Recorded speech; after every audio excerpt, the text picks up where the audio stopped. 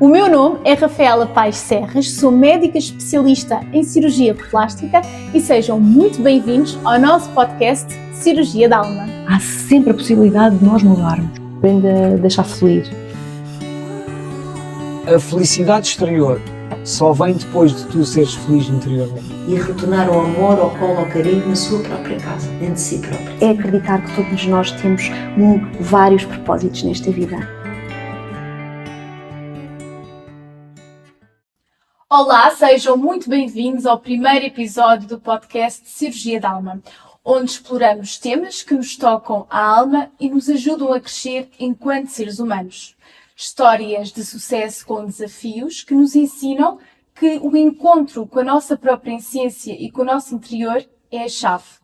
O meu nome é Rafaela Paes Serras, sou médica especialista em cirurgia plástica e hoje tenho a honra de conversar com alguém que tem dedicado a sua vida a ajudar pessoas a encontrar o seu propósito e a sua espiritualidade. O meu convidado de hoje é Pedro Frias, criador do Spiritual Summit. Bem-vindo, Pedro. Muito obrigada por estares aqui hoje. É uma honra receber-te e mergulhar contigo neste tema da espiritualidade que eu tanto adoro. Obrigada. Obrigado pelo convite, é uma honra também estar aqui contigo. Para começarmos, quem é o Pedro Frias na sua verdadeira essência? Uma pergunta profunda. Olha, quem é? Ao fim e ao cabo, eu gosto muito de usar uma frase do Freddie Mercury, que é You can be anything you wanna be, da música que ele fez. Eu sinto muito assim, eu acho que nós podemos ser tudo, e acho que a procura da nossa essência resulta num encontro com uma parte divina. E então aí tu já não te defines, tu já não dizes quem é que eu sou, quem é que eu deixo de ser. Não, eu hoje estou a ser isto, e amanhã posso ser outra variável desta divindade. Eu acho que nós vamos evoluindo e vamos já à procura de novas facetas de personalidade, mas eu não costumo muito definir-me mesmo por conhecimento da mecânica do universo, porque quando nós nos definimos de uma forma muito rígida sobre um aspecto de personalidade e que o puxamos para nós, também nos limitamos exatamente, de ir explorar outras facetas, e eu gosto de olhar para mim enquanto um comediante, que já fui, um ator, que já fui, realizador, músico e, enfim, tudo aquilo que tu possas imaginar. Não é? Sim.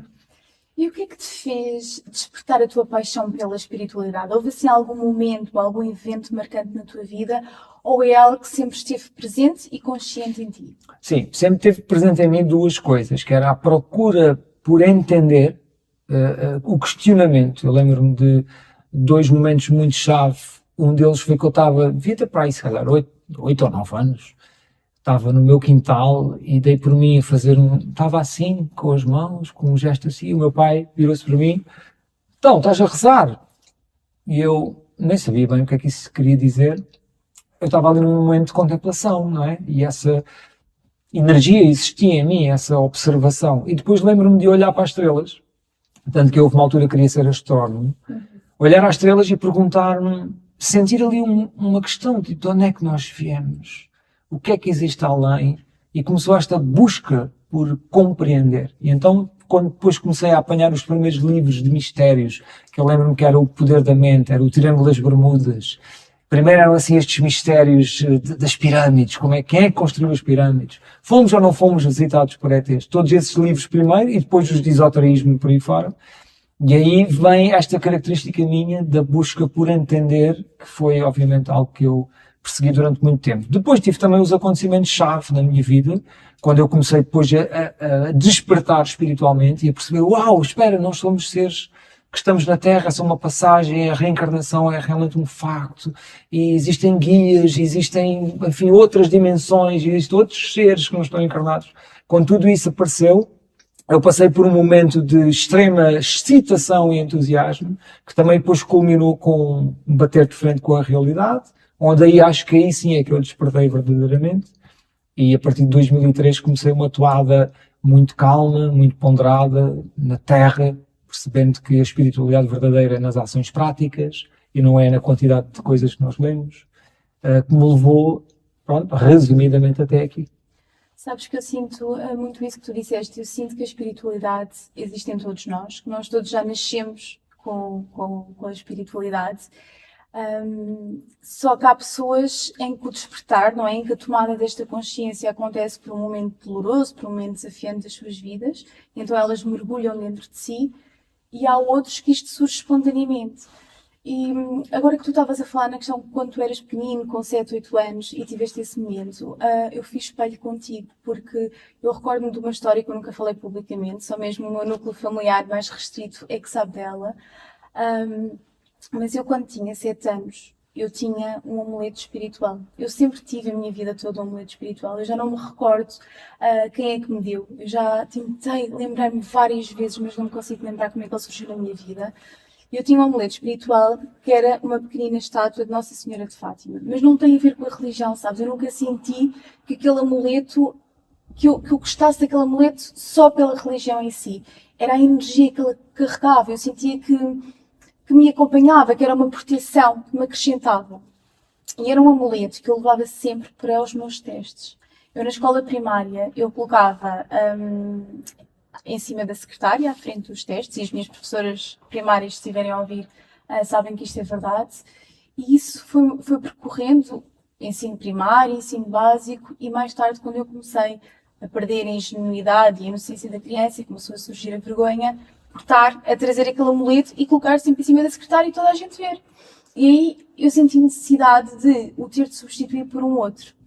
Então o que é que eu fiz? Eu comprei um terço no Vaticano, que foi benzido no Vaticano, e eu escondia-o na minha roupa e levava sempre comigo, porque eu sentia que é como se fosse uma proteção, sabes? Como se alguma coisa estivesse ali a acompanhar-me e eu precisasse daquilo para estar tranquila.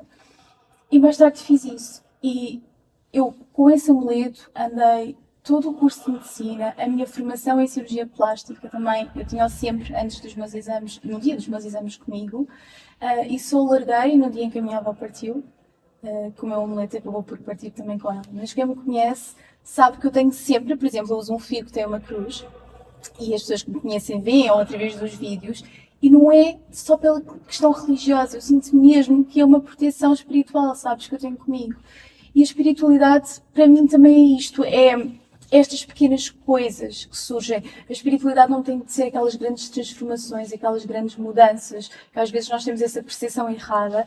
Eu acho que ela pode surgir nestes pequeninos momentos subtis da nossa vida, não é? Seja através de um objeto que nós sentimos que é importante para nós, seja através da intuição que nos guia no nosso dia-a-dia, da gratidão que nós sentimos por um sorriso, do conforto, do abraço genuíno, contemplar o pôr do sol, ouvir o cantar dos passarinhos. Eu acho que a espiritualidade também é isto, não é? Estas pequeninas coisas que acontecem no nosso cotidiano. Eu não sei qual é, que é a tua visão sobre isto, o que é que tu achas? Que sinais é que as pessoas podem estar alerta no seu dia-a-dia e que mostram que de facto a espiritualidade está presente e que está acessível para todos nós? Tudo isso, ao fim, ao cabo, todos os sinais que existem podem ser uma manifestação divina na vida das pessoas, não é? Mas a maneira como tu estás aí a descrever esse amuleto, eu diria até que o amuleto não foi nada mais nada menos do que uma desculpa para tu acionares uma ligação a ti mesma, ou seja, um poder que já é teu. Porque muitas pessoas vão buscar a astrologia, a numerologia, o tarô, os cristais, enfim, todas estas coisas, mas na verdade elas só estão a aceder a um poder que já é delas, um poder que já existe nelas. É mais difícil de explicar a astrologia e a numerologia, porque as pessoas dizem, então, mas os astros já lá estão, então como é que aquilo está a aceder ao meu poder? Bom, é um bocado mais complexo, mas, por exemplo, os cristais é fácil de entender. Quando tu tens um cristal, o cristal só é acionado porque existe algo que acontece em ti que depois o cristal faz amplificar. E assim são os teus amuletos. Porque os fazem-te lembrar de um poder superior. Só que o poder superior és tu. Não é a Nossa Senhora, não é uma entidade. És tu a acederes a um poder maior que existe e que tens. E talvez o que nós possamos aqui retirar para todas as pessoas é elas lembrarem-se que seja qual for a desculpa que o nosso ego precisa para abrir a porta a essa grande divindade e esse grande poder, que nós devemos fazer isso, nós devemos procurar isso. Eu também às vezes acendo velas, eu também ponho paus de incenso, eu sei que estou a acionar o meu próprio poder, mas que aquele gesto permite-me entrar numa frequência de contemplação, de meditação, as músicas também que se metem de fundo, que permitem isso, não é? E eu acho que todos nós temos que encontrar a nossa forma pessoal de viver a espiritualidade, para responder mais efetivamente a esta questão dos objetos e das superstições, não é? Todos nós sem esquecer que o poder está sempre na pessoa e não está em tudo o que estiver fora. Eu acho que é muito sentir, não é? Nós sentirmos aquilo que faz, aquilo que realmente é importante para nós e tentarmos perceber qual é que é o significado, não é? Porque olhando para trás, eu sinto muito que, de certa forma, a minha missão e o meu propósito também estava relacionado com unir, não é? Não só a medicina, com esta espiritualidade que eu já trazia desde pequenina. Não é? Porque para mim não faz sentido só tratar o corpo físico, é preciso também abordar esta questão emocional, mental e espiritual, porque nós somos um todo, está tudo interligado, não é? E eu acho que já carrego desde a minha infância esse sentimento, sabes? E essa intenção de ajudar para além daquilo que é o físico e o visível. Sem dúvida. Olha, eu agora gostava muito de saber como é que surgiu a tua ideia de criar o Spiritual Summit? E para quem ainda não conhece, o que é este evento? Ok. Foi assim, eu tinha formações presenciais e dava consultas de hipnoterapia na altura totalmente presencial, até à pandemia. E quando chegou a pandemia, tive que me adaptar e adaptei-me a fazer formações online. E daí cresceu uma quantidade de cursos, formações e ações que nós fizemos. Eu acho que eu fiz e depois começou a aparecer as pessoas que hoje em dia trabalham na Academia Pedro Farias, que já são 15, mas a partir daí começou então a haver a necessidade de contratar pessoas e a partir daí começámos a ter cada vez mais pessoas online. E todos nós sentíamos que faltava, porque estávamos habituados ao modo presencial, faltava o contacto, faltava estar ao pé das pessoas, o abraço, faltava ver as pessoas ao vivo. E então ficou ali na ideia de fazermos um encontro presencial, que na altura até queríamos fazer em 2021. Vamos fazer um encontro de alunos da Academia. Mas depois de 2021 ainda não estava tudo ainda bem resolvido, ainda havia limitações na quantidade de pessoas que podiam estar ao vivo e havia muita instabilidade, portanto não vamos arriscar, deixa estar. E então em 2022 é que pudemos fazer. Mas antes disso, mais ou menos em outubro de 2021, veio-me esta ideia, e por que não um summit espiritual? Foi assim uma coisa que caiu do céu, a ideia. Falei com um amigo meu, o que é que tu achas? Olha, acho que isso é uma ideia fantástica. Acho que sim, acho que faz isso sim e tal. E então, a partir daí, posso dizer que o universo trouxe-me todas as coisas caídas do céu. Eu nem tinha sítio onde fazer, eu não fazia a mínima ideia onde ia fazer, eu não fazia a mínima ideia quem ia convidar. Mas a ideia já era para ser aberta ao público em geral e não só aos teus alunos da Academia. Eram os meus alunos em geral, né? Pronto, era fazer os alunos, mas depois abrir, claro, Spiritual Summit já era para ser aberto a outras pessoas também. Mas na altura eu não tinha a mínima ideia onde ia fazer, se ia fazer para 100, 200 ou 300 estudos. Não sabia rigorosamente nada. E a pouco o universo começa. Primeiro traz uma senhora que diz assim, olha, eu sei de um sítio que é o CNEMA, já ouviu falar isso? Não, nunca ouvi falar do CNEMA. O CNEMA é o quê? É um sítio central, eu conheço, eu ponho em contato lá com a dona. E o engraçado é que depois telefonei, a dona é a pessoa que está à frente do espaço, telefonei para ela e, ok, vamos falar então. Depois, a seguir vá, a data, pronto, a data está definida. Olha, se calhar vamos fazer lá. Quanto é que custa? Custa X. Então, pronto, tenho que ver. Vou perguntar aos meus alunos, olha, como é que é? Vou fazer um spiritual, o que é que vocês acham? Agora toda a gente a validar a ideia. Pensei, bom, eu desde que tenha aqui 100 e tal pessoas, eu já não perco dinheiro. Pronto, e pensei, olha, assim foi. Pus os bilhetes à venda para ali em outubro, novembro, os meus alunos compraram os bilhetes que deu para pagar o espaço, a partir daí foi, quanto mais bilhetes eu vendia, mais coisas acrescentava. Porque o evento não é um evento para se lucrar, é para as pessoas. E assim foi, hoje em dia já é um evento bastante reconhecido. No primeiro ano tivemos 750 pessoas, o ano passado tivemos esgotado 2 meses antes. E este ano para lá caminhamos, porque neste momento já temos... Ora, estamos em final de novembro, temos 300 e tal lugares vendidos. É Portanto, muito bom. chegando aos 1100 é um instante, não é? E então é isso. E qual é que é a missão principal por trás do Summit? Como é que ele impacta e transforma a vida das pessoas? Olha, transforma de forma tão profunda que no outro dia houve uma pessoa que me estava a dizer sabes, eu tenho que te agradecer imenso porque eu tinha um amigo meu que não falava comigo há muito tempo e ele foi ao Summit, eu não sabia. E ele veio de lá e a primeira coisa que fez foi telefonar para mim e dizer assim, olha, eu não quero estar zangado contigo e quero ultrapassar as coisas todas. E então teve este impacto que eu também não sabia e fiquei contente por saber.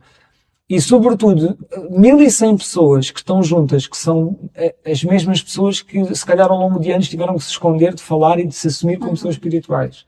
Que, se calhar, não podem dizer aos familiares o que pensam. E estarem ali naquele âmbito de comunhão.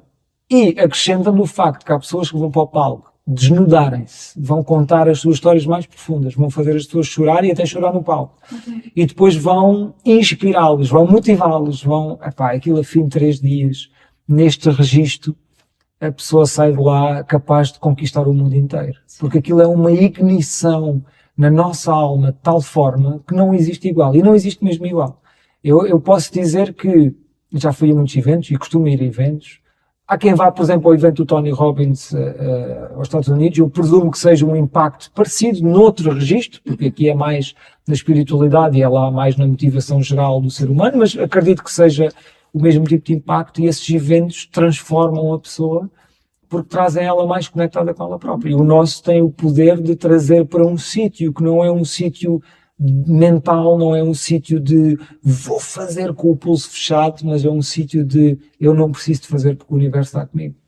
É um sítio de paz interna, é um sítio de comunhão, é um sítio de fé, e esses sítios nem sempre a pessoa consegue lá estar no todo, não é? Sim. Quem são estas pessoas que vão ao evento? O que é que tu achas que elas procuram na realidade? Procuram a sua tribo, em primeiro lugar, porque acho que todas as pessoas que são espirituais tiveram este problema. Eu também tive em 2002, 2003 que me calar ligeiramente e a pouco e pouco começar a assumir e a falar coisas como estou a falar aqui contigo. E acho que as pessoas procuram encontrar a sua tribo e também se procuram elas próprias. Há muitas que vão solitariamente, compram o bilhete para o evento e vou até lá ver se eu me encontro. E felizmente encontram-se, porque têm tantos insights com as palestras que são apresentadas, porque nós temos o cuidado de montar o evento para que as pessoas não sejam nem iguais naquilo que trazem, nem parecidas às vezes. E então eu escolho pessoas diferentes e organizo as palestras de forma que as pessoas venham trazer coisas substancialmente diferentes para não ficarmos sempre no mesmo registro. Sim. Porque acho que muitas vezes o que afasta de certas pessoas comuns da espiritualidade é a ideia do ritual e de eu ter que ir fazer uma prática que seja muito, até vou dizer hippie, ou que tenha que fazer uma prática muito excêntrica, que há pessoas que são muito fechadas para isso. Sim. Não quer dizer que eu fazer biodança ou eu soltar o meu corpo não faça sentido, faz, mas há pessoas que não lhes apetece isso, querem mais estar no seu canto, a escutar e a descobrir quem são. Sim. E por isso o evento que eu fiz, o Spiritual Summit, é feito para qualquer pessoa vir encontrar a sua espiritualidade da sua maneira, que não seja condicionada pelas pessoas que vão ao palco a dizer faz isto desta forma, faz aquilo daquela forma. Não. Eu vou partilhar a minha história, vou-te inspirar e tu vais descobrir qual é a tua espiritualidade. É essa escuta e essa conexão que diferencia este evento de outros ligados à espiritualidade? O que é que o torna único? É precisamente a desmistificação. Tu não precisas de práticas, nem de rituais, nem de seguir ninguém. Essa também é importante. Nem precisas de seguir ninguém para seres uma pessoa espiritual. Podes ser uma pessoa espiritual a ser a melhor pessoa que tu consegues ser. Tanto que o ano passado, a frase final do evento, porque depois o evento também tem uma narrativa que se tenta construir, e eu terminei o evento com toda a gente a dizer porque ser humano é a coisa mais espiritual que podes fazer, porque a palestra final que encerrava o evento falava das qualidades do ser humano, humildade, caridade, honestidade, bondade, resiliência, seja lá o que for, todas essas capacidades que nós muitas vezes não ligamos e não desenvolvemos em nós, e que não percebemos que a vida nos dá a oportunidade para fazer crescê-las, quando existem sobretudo as dificuldades, que são oportunidades fantásticas para tu fazeres crescer essas tuas qualidades, e que depois anda à procura da espiritualidade de uma forma abstraída da realidade. E então depois a palestra final culminava justamente nisso, que é, se ser espiritual é isso, eu prefiro então ser humano, porque ser humano é a coisa mais espiritual que podes fazer. E então acho que isso resume exatamente tudo o que as pessoas podem vir lá buscar no Spiritual Summit. Este ano vai ter uma narrativa diferente, todos os anos tem uma narrativa que tem princípio, meio e fim, e portanto este ano ainda por cima termina com o Dia da Mãe, no dia 4 de maio, e vai ser uma oportunidade fantástica de honrar muita coisa. Pronto, não quero estar aqui Sim, sim. a revelar antes do tempo, a fazer spoiler. Houve alguma história que te marcou particularmente ao longo destes anos do Spiritual Summit? Há quantos anos é que ele existe? Há 3? Este é o terceiro ano, portanto já foram feitos 2, este vai ser o terceiro. Sim. Houve alguma história que te marcou particularmente? Olha, a nível pessoal, houve uma história que me marcou e foi uma pessoa que eu trouxe o ano passado ao palco, e vou-te explicar porquê. Como tu sabes, nós temos um curso de mediunidade, e no ano passado, ou seja, não foi nesta edição, na edição anterior, houve uma senhora que estava a passar por um processo, abriu-se, disse que estava doente, que estava a passar por um processo oncológico, e que estava muito em baixo, e notava-se na cara dela falta de alma, parecia que havia um vazio dentro dela. E naquele momento eu lembro-me de falar com ela e dizer, Filomena, que é o nome dela, posso dizer porque isso está gravado, e é um momento que nós nos orgulhamos, e ela também. Filomena, vamos te ajudar, não sei o que é que vai acontecer no teu corpo, isso eu não sei, não posso garantir nada disso, porque eu não sou médico, nem sequer estou envolvido nesse processo, mas posso te garantir que nós vamos estar do teu lado, e tens que abrir o coração. Ou seja, estávamos a falar mais da ferida que se notava que ela tinha. Ela estava desesperada, ela estava desiludida e super desmotivada com a vida. O que é certo é que naquele dia logo toda a gente foi comentar no grupo que nós tínhamos, bora Filomena, força, não sei o quê, deram ali uma injeção de energia, e ao longo daqueles 8, 9 meses ela foi contando a sua história e foi-se abrindo e viu-se a cura a acontecer. Mas viu-se a cura primeiro nela. Okay? Viu-se uma pessoa diferente, viu-se mais cor na pele, viu-se uma pessoa motivada, ela recuperou a sua fé, ela de repente recuperou muita coisa. Depois é engraçado que ela era para ser operada e depois não foi operada e partilhou, e não era para ser naquele dia, mas depois foi adiado, e nós dissemos, olha, se calhar é porque é para dar mais tempo ao teu corpo de regenerar, porque se calhar quando for ser operada já não é, e assim foi. Ela depois foi operada mais tarde do que era suposto, e quando foi ser operada mais tarde, já tinha menos problemas do que tinha no início. E o pessoal do médico ficou, o que é que se está a passar aqui? Porque esta mulher está a recuperar de uma forma espetacular, e fizeram lá uma pequena intervenção médica, e quando chegou ao Spiritual Summit de 2023, ela apareceu, veio-me dar um coração feito por ela, em pano, à entrada para o Spiritual Summit. Mal ela sabia que eu, passado umas horas, chamei ao palco. Sim. E chamei ao palco e contei a história dela, e pulo no palco em frente a toda a gente. E isso para mim foi importante. Tenho fotografias desse momento que recordo. Para mim foi a pessoa comum, que é a pessoa que estava perdida, sozinha, e que foi a pessoa que eu tive mais gosto de dizer, anda cá, olha, está aqui, Filomena, e depois fiz assim, tirei-lhe o chapéu, disse, eu tiro-te o chapéu, porque é verdadeiramente a pessoa que eu posso admirar mais. Porque é a pessoa que vem do mais fundo, do fundo que um ser humano pode estar, que é doente, desesperada, sem esperança nenhuma, de coisa absolutamente nenhuma, sem nada para se agarrar, e depois de repente acabar feliz, a sorrir, curada e transformada, e ainda por cima eu poder honrar isso, porque as pessoas às vezes podem não ter noção, a pessoa comum, né, que vê os podcasts, que eu sinto, e nós todos, não é? Que às vezes estamos cá deste lado, nós sentimos uma grande e profunda admiração pelas pessoas que passam dificuldades destas, não é? Sim. E acho que isso é de valorizar. O próximo vai acontecer nos dias 2, 3 e 4 de maio. Sim. E as pessoas podem comprar os bilhetes aonde? spiritualsummit.pt. Ok. Olha, o que é que tu achas que é mais importante as pessoas levarem consigo? Achas que é a verdade no coração ou a coragem para encararem quem é que são na realidade? Eu acho que pode ser depende do que é que tu precisas em cada momento, não é? E depende também de qual é cada pessoa. Há pessoas que nascem e trazem uma grande facilidade em se conectar ao seu coração, mas falta-lhes a coragem para assumir tudo o que são. Há outras que são super corajosas, mas depois estão sempre sofridas e magoadas com alguém. E então falta-lhes conectarem mais com o seu coração. E eu gosto de dizer que, cá está, nós somos tão diferentes neste desafio que é a vida, que eu não sei se consigo dizer o que é mais importante, porque para cada pessoa o mais importante é diferente. Sim. O evento é mais sobre nós ouvirmos, sentirmos ou transformarmos? À partida devia de ser as três coisas, não é? Mas depois depende da forma como a pessoa encaixa. Personalidade de cada um. Sim, porque repara, nós podemos ter uma palestra e no meio daquelas palavras, para ti houve uma parte que te chamou a atenção e que te impactou, para mim se calhar outra, e para a outra pessoa outra parte. Mas Portanto, o objetivo é no final culminar tudo na transformação, não é? Ou seja, nós entrarmos de uma forma e saíram e de outra. sairmos de outra. Sim, sim. Não é?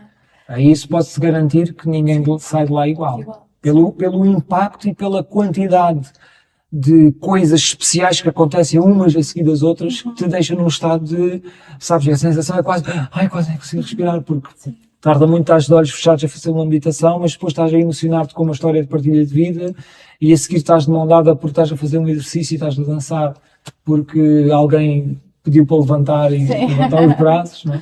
Sim. Olha, porquê que tu achas que a espiritualidade tem crescido muito nos últimos anos? Eu acho que é um caminho natural. Eu acredito que o planeta está em ascensão e que nós eventualmente estamos aqui para alterar isso e para integrar, cá está, esta visão espiritual no corpo. Acho que mesmo repara, dar o exemplo da medicina, que faz todo o sentido de estar aqui à tua frente, que é, temos um problema no joelho ou no pé, vamos a um ortopedista, temos um problema no estômago, vamos a este médico, temos um otorrino para um problema na garganta. Ou seja, nós vamos a um médico de cada especialidade para um problema que pode ter tudo a ver com a mesma coisa.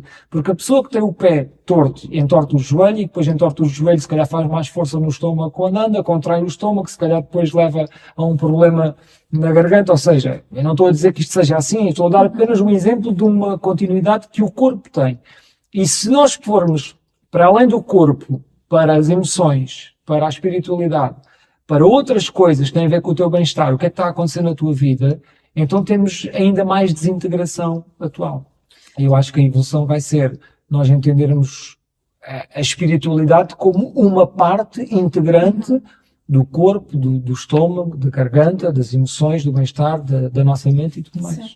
Como é que as redes sociais influenciam este movimento espiritual? Tu achas que ajudam ou que distorcem o conceito? Eu acho que ajudam. Eu acho que quanto mais se falar, eu acho que a liberdade de expressão é fundamental em qualquer tipo de situação. Repara, há pessoas que dizem que a Terra é quadrada. Têm o direito de o fazer. Se as pessoas acreditam naqueles argumentos, é que precisam de passar numa jornada qualquer para descobrirem depois que afinal isso não faz sentido e que não faz parte da nossa realidade, pelo menos, não é? E de igual forma, se há pessoas a dizer montes de coisas na espiritualidade que não fazem sentido, também há pessoas que querem ouvi-las e precisam de ouvi-las durante um certo momento até depois descobrirem a verdade.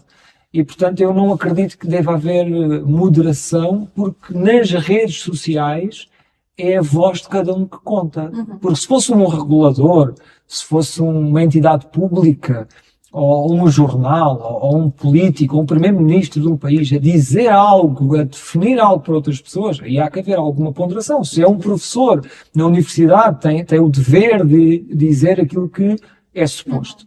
Agora, uma rede social, cada um tem a sua voz. E cada um tem um canal de televisão com um microfone e que diga aquilo que achar que deve dizer, e quem fizer sentido, as pessoas vão seguir as pessoas com as quais se identificam. E acho que isso é a melhor forma de organizar uma sociedade. Eu vou ouvir quem gosta de ouvir. Quem não gosta de ouvir, eu desligo. Faço. É fácil. Num mundo tão tecnológico e tão agitado, como é que nós conseguimos viver espiritualmente de uma forma autêntica?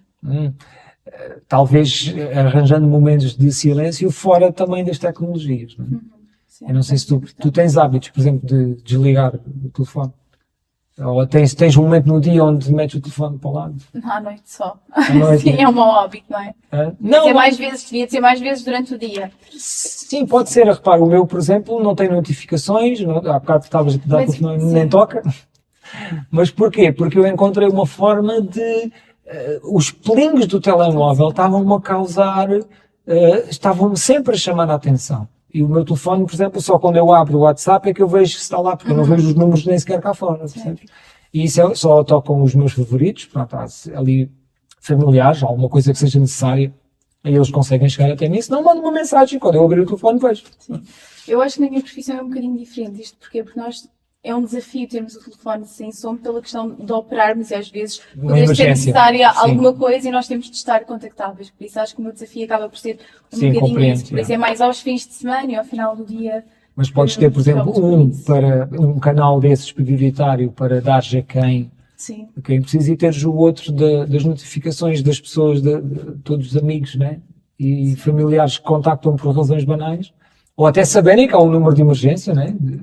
Todos nós podíamos ter o nosso número de emergência e que as pessoas tinham que saber respeitar. Só ligas para este número se for emergência, que é para podermos descansar. Repara, depois as pessoas dizem, tens déficit de atenção. Com todo o respeito, mais uma vez, eu não estou aqui para diagnosticar ninguém sobre esse problema, nem quero saber. No entanto, eu vejo é que quando tu habituas a tua mente e treinas a tua mente a prestar atenção a uma coisa que te faz fazer isto, como é que é possível tu não ficares um pró em desviar a atenção para outra coisa? Pois. Porque o telefone toca e é sempre uma atenção para ali. E então repara, vamos recuar 20 anos ou 30. Lembras-te, por exemplo, de estar no sofá da tua casa, sem nada para fazer, a televisão não estava a dar nada de jeito. O que é que eu vou fazer? Lembras-te dessa sensação? Ainda era pequenina, pequenina, mas lembro-me, sim, porque não havia telemóveis.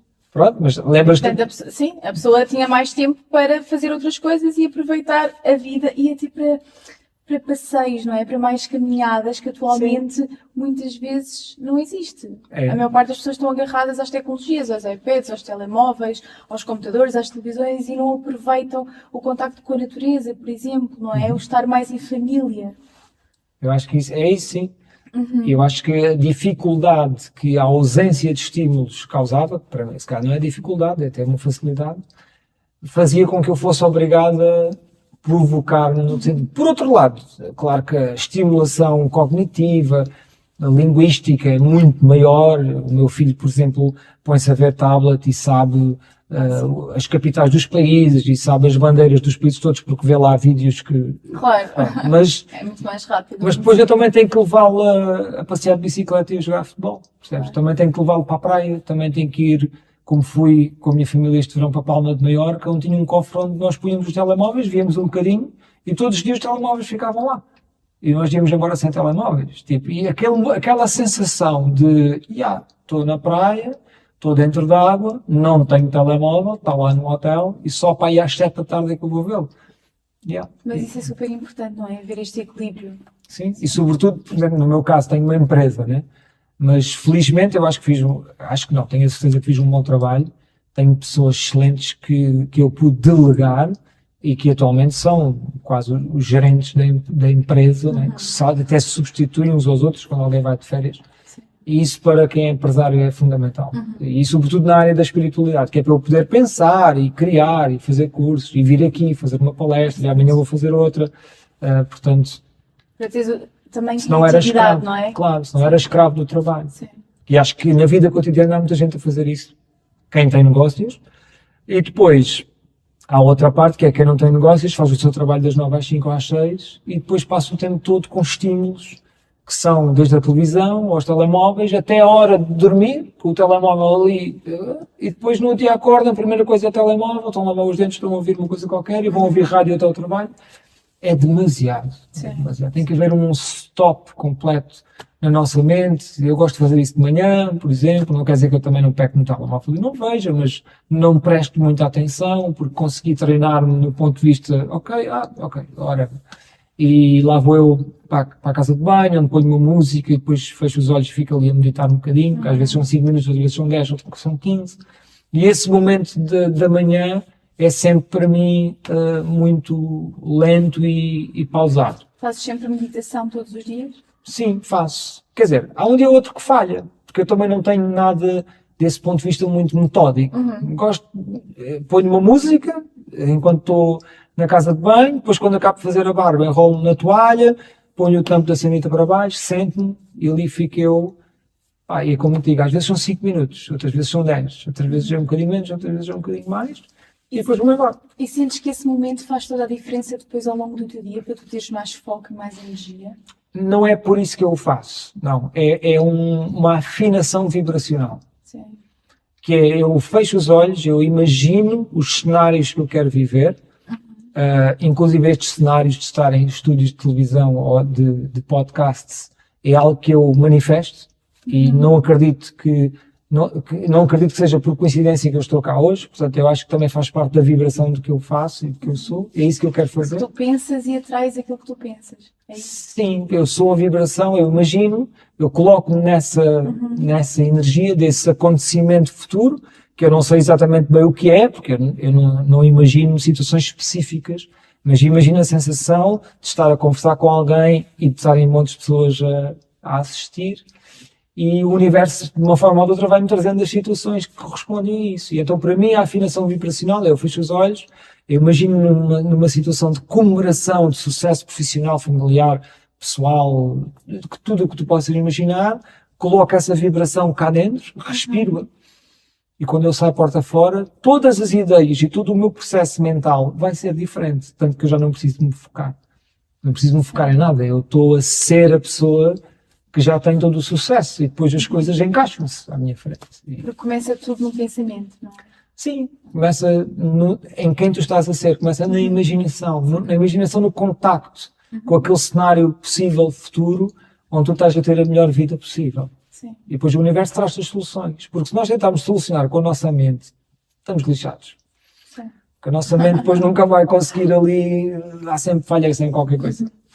Como é que nós podemos diferenciar a procura por uma espiritualidade verdadeira e genuína da espiritualidade mais superficial porque está na moda? Olha, eu vou-te dizer que existem, obviamente, as duas versões, mas acho que tem muito a ver com uma questão de desenvolvimento pessoal e da pessoa se conhecer ela própria. Porque acho que a pessoa vai à procura também do desempoderamento, por vezes, que ela própria sente. E então vai à procura de alguém que a possa quase dizer o que fazer todos os dias. E uma frase que eu gosto de dizer é: o verdadeiro mestre não é aquele que tem mais seguidores, é o que cria mais mestres. E nessa lógica, as pessoas que querem ser mestres vão buscar conhecimento de várias pessoas e nunca vão seguir ninguém, vão seguir elas próprias. Já outras vão à procura de muitas práticas e estão à procura da prática certa para disputar qualquer coisa nelas.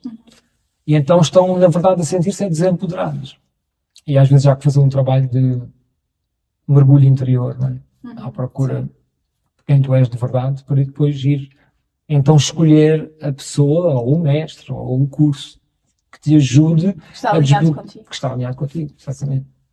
Tu acreditas que os animais têm um papel espiritual? Acreditas que eles estão cá para nos ensinar algo em específico? Eu acho que fazem parte do complexo energético disto tudo, não é? Os cães, por exemplo, têm um amor incondicional pelos donos e acho que nos ajudam muito. Acho que todas as casas têm, por exemplo, um cão, um animal de estimação, têm um brilho diferente. E agora nunca pensei nisso a fundo, mas acho que os animais são realmente uma peça importante e vital do nosso complexo. Mas do teu ponto de vista, porquê é que os animais nos dão conforto emocional e espiritual quando estamos mais tristes, por exemplo? Achas que tem a ver com a frequência vibracional deles? Tem a ver com a pureza do amor. Por exemplo, no caso de um cão, né, que é o exemplo melhor que eu posso dar, um cão nunca vai deixar de gostar de ti. Nunca vai deixar de gostar do seu dono. Portanto, o cão está sempre ali, 100% disponível, com amor puro e incondicional pelo seu dono. Portanto, em qualquer momento, a necessidade que às vezes o ser humano sente de querer lhe dar ter o conforto de alguém, o cão nunca vai dizer que não. Sim. Não é? Os animais, eles vivem muito o presente, eles não têm o peso do passado ou a ansiedade do Sem futuro. dúvida. De que forma é que existe aqui um paralelo entre o comportamento dos animais e a sabedoria espiritual que nós tentamos alcançar? Porque na realidade aquilo que nós também tentamos fazer é isso, não é? Viver o presente e viver o agora, sem estarmos focados no passado ou no futuro. Olha, eu diria outra coisa, quer dizer, em relação a isso não é outra coisa, mas diria um ponto aí que se calhar podes não ter pensado, quando pensaste nessa pergunta, que era, eu acho que os animais fazem a catarse num próprio momento, não é? Sim. Eles, se um cão estiver chateado, ele ladra e zanga-se e logo a seguir está a abanar o rabo todo feliz, não é? Sim. E se os humanos fossem assim? Se os humanos pudessem também exteriorizar Não reprimirem as emoções. nada. E esse é o segredo para nós realmente sermos quem somos, porque depois o ser humano, mesmo as pessoas que querem ser espirituais, têm muito julgamento sobre elas próprias. E são incapazes, por vezes, de dizer um palavrão, de dar um murro na mesa, de se desjangar, de ficarem em paz com a sua frustração. É pá, fogo, eu às vezes estou chateado, eu às vezes chateio-me. E qual é o stress? Mas Tipo, tu chateia-te, mas depois vai andando. Mas tu achas que isso tem a ver com as nossas crenças, com a forma como nós somos educados? O ser humano tem esta capacidade de julgar-se por causa do certo e do errado. Né? Os nossos pais condicionam-nos desde pequeninos sem nós nos apercebermos. Não faças isso não está certo. Não faças isso que isso não está bem. E depois havia a reprimenda, havia o estalo, havia o castigo, havia uma quantidade de coisas que fazem com que eu depois tenha que estar atento em relação àquilo que eu faço. Será que eu faço certo ou faço errado? E depois estou-me a monitorizar. E depois estou eu preocupado com isso. Né? Pronto. Isso é uma questão de monitorização do comportamento. Agora, no que diz respeito às emoções, se eu, por exemplo, estou chateado e apetece-me dar uns pontapés, se eu for criança, a criança vai fazer isso. E depois eu vou-lhe ensinar que isso não se faz. Né? E o que é que ela vai fazer? Vai conter as suas emoções. Porque depois, se eu partir agora isto aqui, o meu pai vai me chatear ainda mais, né? No caso, eu não bato as minhas crianças, nunca bati, mas pronto, é uma maneira de dizer, vai fazer uma reprimenda. E é isso, essa questão da educação acaba por nos ensinar a sermos seres, porque depois também tem a questão da vergonha, que é muito fácil de um ser humano começar a sentir vergonha do que tu próprio disseste, né? Eu deixei de pôr o omelete porque condicionada por aquilo que os outros pensam.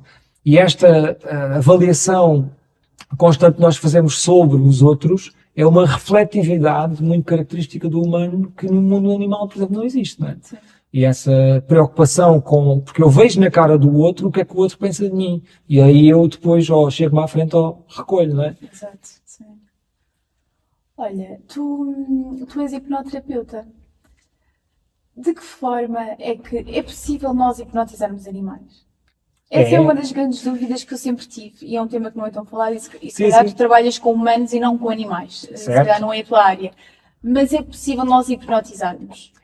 Mas é assim... Talvez de uma forma diferente. Temos que falar aqui de várias coisas, que é uma é a hipnoterapia, que é uma terapia que é feita através de um relaxamento que se faz grande à pessoa, que é quase como se fosse uma meditação profunda. Pronto. E depois nós então dizemos textos inspiradores, no meu caso mais na vertente espiritual e transpessoal, que faz com que a pessoa se conecte com a sua essência e daí haja uma reação positiva na pessoa. Depois existem outros tipos de transe, que são os transes onde nós pomos a pessoa para a pessoa ir aceder a memórias reprimidas. Ou seja, eu vou fazer-te recuar a uma memória que tu não tens no ponto consciente e eu vou-te aceder a essa memória do inconsciente, que é uma técnica dentro da área da hipnose. E depois temos o hipnotismo, que é uma arte que é, ou então o mesmerismo, que era a arte de hipnotizar com os olhos, que é treinada com galinhas. É o mesmerismo, que é aquelas pessoas que hipnotizam trazem um olhar muito fixo e hipnotizam os outros. Mas isso é possível sem outra pessoa querer? Há um especialista, assim, quer dizer... Ou seja, se eu estiver aqui, é possível tu hipnotizares-me com o olhar, se eu olhar fixamente para ti? Eu não sei fazer isso. Eu sei que existe um especialista nos Açores, que fez um treinamento em França, e que faz isso para deixar de fumar. Só que esse hipnotismo, por exemplo, não é uma terapia, é um bloqueio imediato, porque essa terapia de deixar de fumar por hipnotismo faz a pessoa esquecer que era uma fumadora. Só que isso também tem uma duração, porque a fim de 3 meses a pessoa começa a se lembrar do velho hábito. Sim. Já a hipnoterapia para deixar de fumar, que é uma terapia diferente, essa sim pode ser feita do âmbito terapêutico. Portanto, existem aqui várias vertentes. Para responder depois à pergunta no que diz respeito aos animais, hipnotismo com a característica do mesmerismo, que é através do olhar, é possível ser feito em animais. E acredito que hoje treinam em galinhas. Eu não sei muito sobre isso. Mas o que eu te posso garantir é que, dentro da especialidade, é conhecedor que isso é realmente uma arte e que existe uma técnica para o fazer. Mas não é com o objetivo de fazer uma terapia, é com o objetivo de os tornar, levá-los a um estado de relaxamento mais profundo. Os animais. O stress e a ansiedade. Pois não sei exatamente qual é o objetivo daquilo. Sei que eles treinam nas galinhas para depois fazerem nos humanos. Agora, com animais, sei que é possível, porque ao fazerem nas galinhas deve ser possível com os outros. De que forma é que, através da hipnose, nós conseguimos aceder a áreas cerebrais específicas e mais profundas? Olha, do nosso entendimento, em termos técnicos, tu tens a parte esquerda do cérebro. A esquerda e direita é relativo, né? Mas é assim que nós chamamos. A parte esquerda, a parte racional, a parte consciente, a parte que tem ondas cerebrais muito rápidas. Quando nós estamos acordados e estamos muito atentos, estamos muito alerta e as ondas cerebrais estão muito velozes. Através da hipnose nós conseguimos pôr as ondas muito lentas e essa lentidão de ondas permite penetração do nosso inconsciente, do nosso subconsciente. E também permite levantar coisas que estão muito enterradas e densificadas. Ou seja, é através do relaxamento dessa área que permite aceder a essa zona mais profunda. Depois, olhando então à parte esquerda e à parte direita, que é a parte esquerda a parte mais racional, a parte direita é mais intuitiva. E essa parte intuitiva está muito conectada à nossa alma ou ao nosso inconsciente, porque aqui as duas coisas são a mesma na minha visão.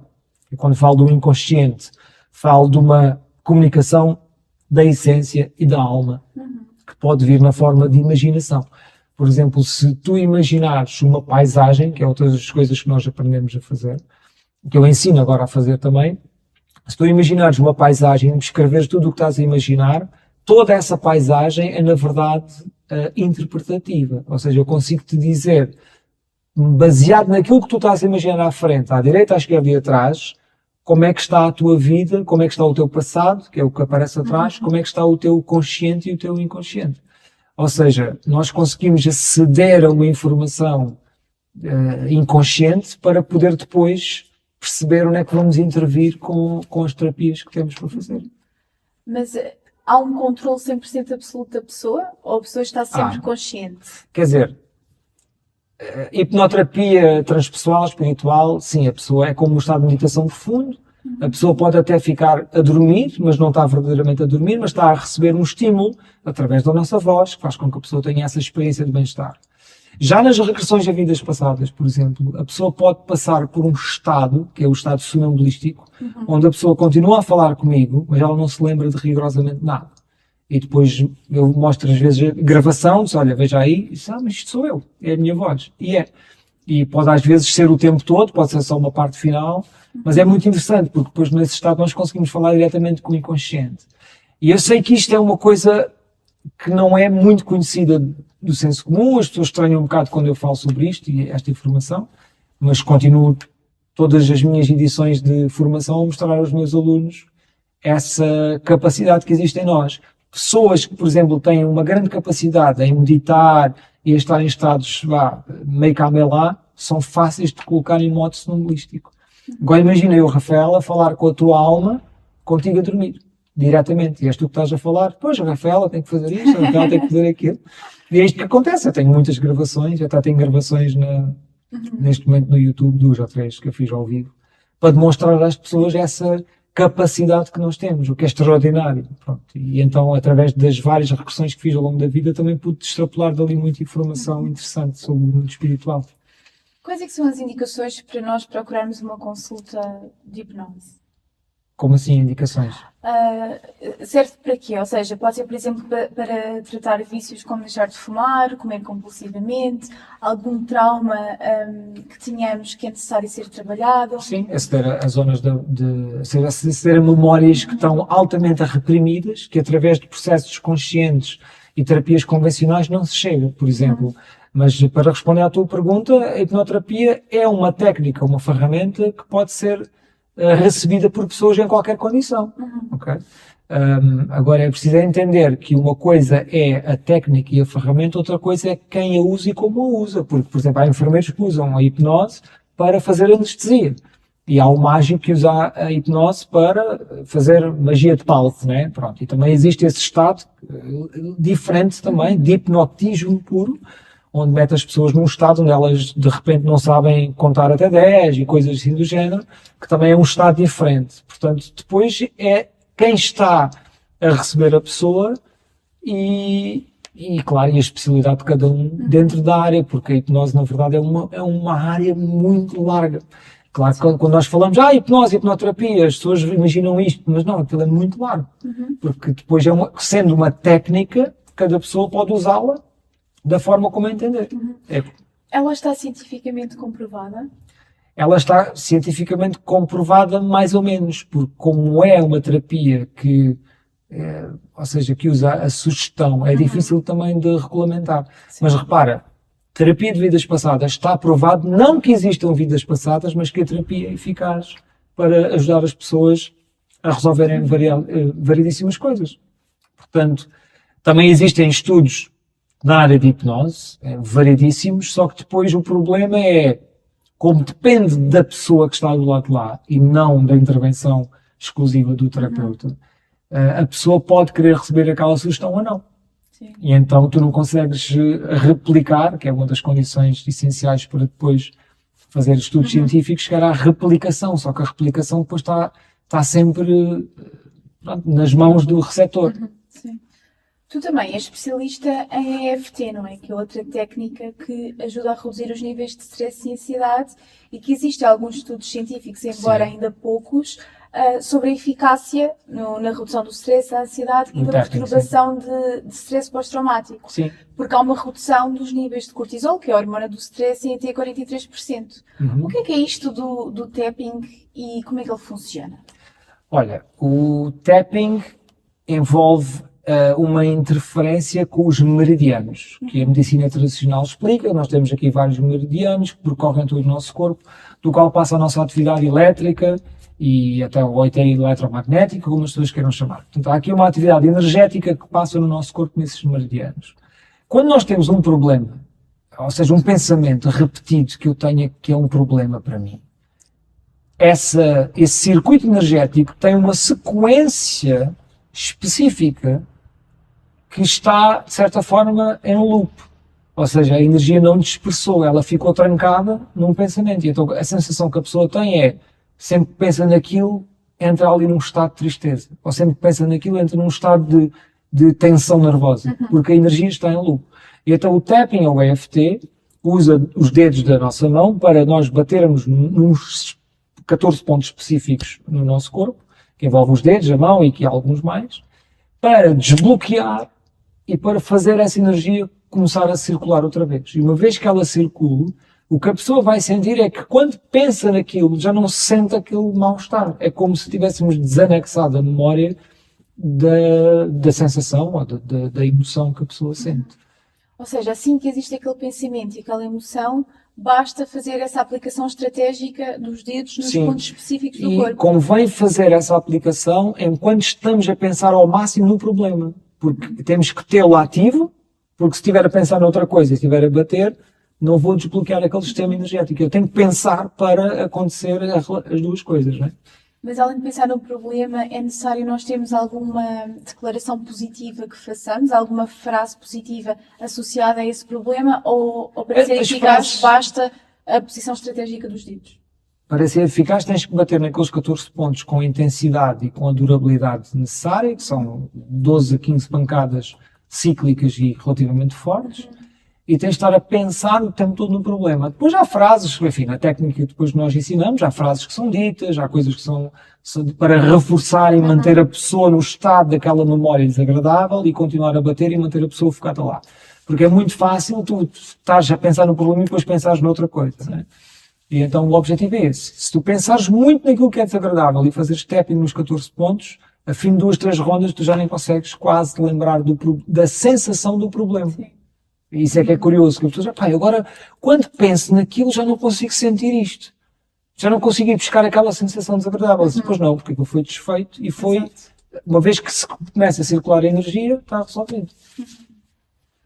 Olha, olhando para a tua jornada de vida, ou seja, para o Pedro criança, Pedro adolescente e agora Pedro adulto, qual é que é a maior lição que tu carregas contigo até agora? Lição?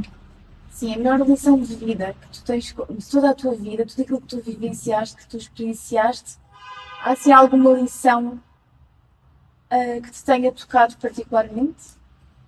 Eu tive um momento-chave que foi quando eu apercebi-me que estava a ser a pessoa que falava os conceitos e que não os praticava. Isto foi no ano mais ou menos 2001, 2002, onde eu acho que personifiquei o ego porque estava em sofrimento. tive um casamento de 5 meses e separei-me, depois entrei no outro relacionamento e depois, a fim de 9 meses, separei-me. E tive ali uma montanha russa de emoções que me levou a um estado de sofrimento que depois me levou a uma espécie de alta vibração e que me fez ficar dentro do ego. E eu aí percebi-me do meu ego. E ao perceber-me do meu ego, eu hoje em dia, passado já mais de 22 anos, eu nunca mais consegui deixar que o ego tomasse conta de nada. E acho que isso foi a maior bênção da minha vida. Foi a maior lição, foi dolorosa, mas depois eu nunca mais, porque eu não consigo. Imagina, tenho uma vibração tão forte desse período que eu não consigo nunca estar a falar igual àquilo que eu fui durante aquele ano, onde eu fui o ego despido porque estava em sofrimento e é como se a minha alma tivesse ido não sei para onde. E então eu não tinha, e então quando isso depois foi reativado, quando eu me encontrei outra vez, eu estive para aí 3 dias com as lágrimas a correr de fio. Foi uma libertação. Já foi quando a minha alma chegou até mim, é que eu não percebi que estava vazio. Mas claro, a pessoa depois quando tem 20 e poucos anos, aquilo é tudo muito, como é que é dizer? É tudo muito intenso, é tudo muito sem pensar, sem parar para pensar. Também depende de cada pessoa. Eu sempre fui uma pessoa muito intensa e era também na altura. E acho que isso foi a maior bênção da minha vida, foi eu perceber isso. Foi a grande lição da minha vida. Foi eu perceber quem é o meu ego para eu depois tomar conta dele. Como é que tu mantens o foco no teu propósito, mesmo nos momentos mais desafiadores da tua vida? Eu não mantenho o foco em nada. A palavra foco é uma palavra que eu não uso, nem gosto. E vou-te explicar porquê. Eu mantenho... A motivação. Sim, talvez também se pode chamar foco, né? Eu mantenho No sentido motivacional. Sim, exato. Sim. Mas o foco é no meu coração. Tipo, o que é que o meu coração sente? Essa é a minha... Eu concentro-me nisso, que é onde é que eu sinto. Agora, as palavras muitas vezes as pessoas chamam o foco e usam a palavra foco para esforçarem-se em algo. E eu não concordo com isso. Sim. Porque se algo tem que ser um esforço assim tão grande, pode não estar alinhado com a tua alma. Porque há coisas que nós fazemos sacrifício, há coisas que nós temos de trabalhar, e há coisas que às vezes não me apetece e vou ter que fazer porque tem que ser feito. Até aí tudo bem. Agora, quando nós entramos em esforço e dizemos, epá, tens que manter o foco nos teus objetivos, para mim isso é quase comprar um pré-burnout. Porque a pessoa está a começar a entrar numa esfera de sobrecarga que não é necessária. Portanto, eu olho para mim do género, o que é que eu vou fazer hoje para me sentir feliz? O que é que me apetece fazer? O que é que me inspira hoje? E como sou muito instintivo, é mais por aí, percebes? E depois, para me organizar, o que é que eu faço? E para manter o tal foco, o mínimo foco que eu preciso como empresário e para manter as minhas coisas, eu tenho uma folha que ao final do dia escrevo e meto a minha lista de produtividade com as tarefas coisas que eu tenho que executar, passam por desde mandar faturas não sei para onde, ou fazer isto, ou contactar uma pessoa e tal. E então faço essa lista e no dia assim, depois fecho. E se tu me perguntares, amanhã de manhã, Pedro, o que é que tu escreveste na lista ontem à noite? Eu não me lembro de nada. Uma vez tinha 12 pontos, eu não me lembrava de nenhum. E saí do escritório para ir a casa porque tinha-me esquecido dessa folha. Okay? Porque treinaste essa capacidade de desligar. De pôr no papel para não estar na cabeça, porque senão eu às vezes dava por mim a deitar-me e à procura, isto é, a pensar, espera, amanhã não posso esquecer disto e tal. E às vezes mandava mensagem, pegava no telefone, ia buscar o telefone, às vezes tinha o tablet aqui junto, mandava uma mensagem para mim próprio, eu não me esqueci. Disse, não, cara, isto não está certo. Porque todos nós precisamos de descarregar a informação que temos na cabeça num papel antes de dormir. Porque senão o teu subconsciente fica a tentar resolver o problema e fica em estado de alerta permanentemente. E por isso é que eu, quando falo no foco, eu percebo a palavra, e claro que a palavra faz sentido usar, mas eu tenho sempre muito cuidado em dizer isso, porque não quero nunca que as pessoas entendam essa palavra para se esforçarem a algo que está desalinhado com aquilo que sentem. Porque aquilo que nós sentimos é sem esforço, tem que ser sem esforço.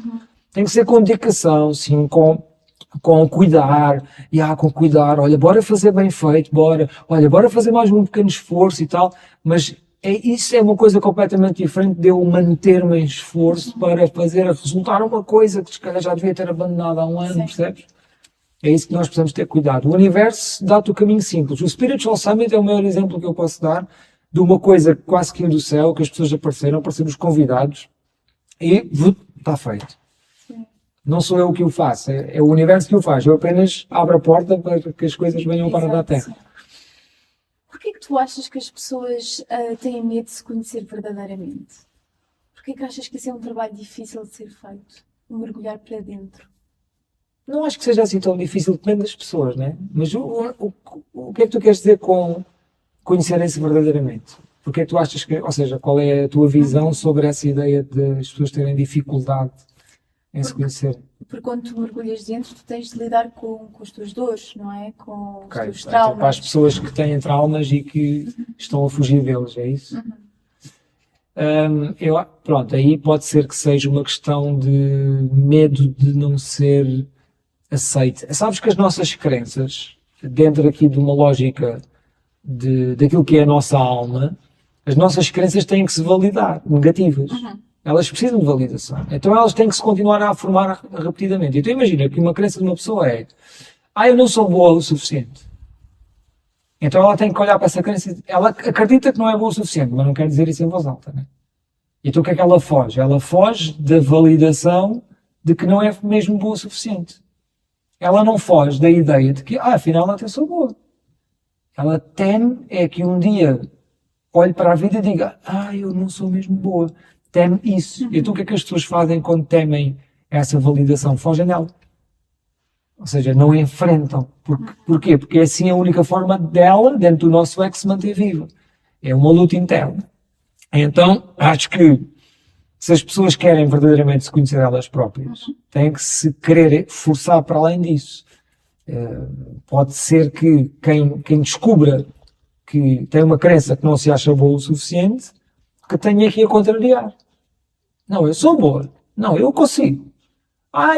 Se calhar há muita gente a vitimizar-se, né? Então nós temos que querer parar com isso. Acho que isso é um processo da nossa evolução. E a partir daí... não é? E a partir daí as pessoas vão conseguir conhecer-se melhor. O que é que significa para ti vivermos alinhados de acordo com a nossa alma? É seguir o que sentes a cada momento específico.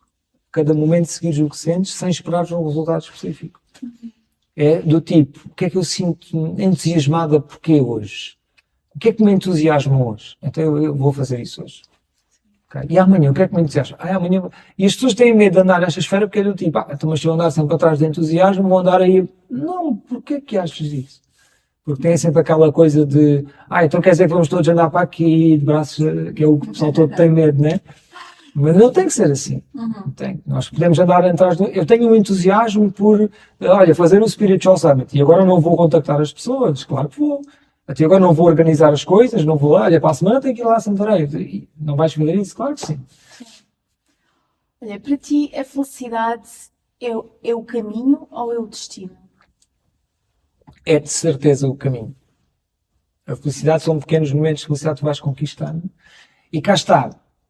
Se nós olharmos a esta ideia da mecânica do universo, em que a felicidade exterior só vem depois de tu seres feliz interiormente, e que a felicidade exterior é um reflexo da tua felicidade, então nós temos que gerá-la aqui. Então muitas vezes eu estou mais a experienciar a felicidade de um acontecimento de olhos fechados a meditar. Quando eu faço as tais sintonias vibracionais. Eu aqui, e que felicidade que eu estou a sentir. E um dia esse acontecimento acontece, eu estou dentro dele, eu já nem bem percebo da felicidade que tenho naquele momento, porque eu não consigo olhar para ela porque eu estou dentro dela. Estou apenas feliz. Sou capaz de pensar, estou feliz, já estou feliz. Mas assim passa. Não é?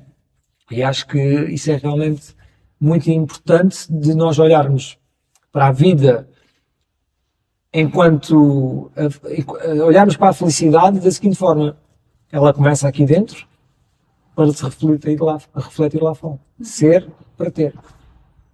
Se pudesses deixar uma única mensagem para a humanidade, qual é que seria? Uma grande responsabilidade.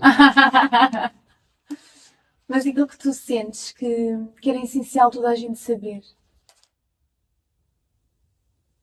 Somos o ser divino a passar por uma experiência terrena, sem dúvida. Sabes que eu gosto muito de dizer uma coisa que é, tudo acontece por uma razão.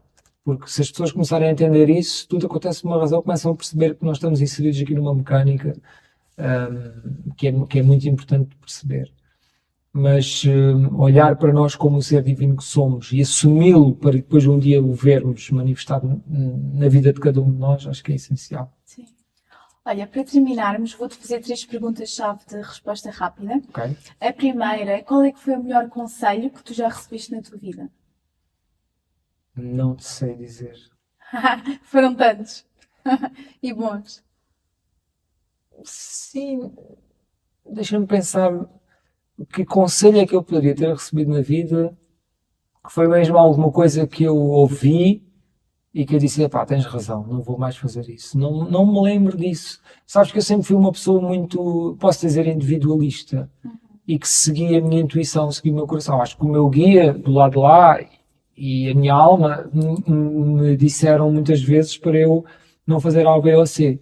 Mas não me lembro assim de algo, a não ser várias coisas, milhares de coisas que tu vais ouvindo de várias pessoas que vais recebendo aconselhamento, mas assim eu dizer uma coisa que tenha-te feito mudar completamente do que ias fazer porque alguém te disse faz diferente, não te sei especificar. Sim. O que é que tu dirias a alguém que quer mudar de vida ou seguir um sonho, mas que é impedido pelo medo? Que tenha coragem, vai em frente. Porque a vida é só uma.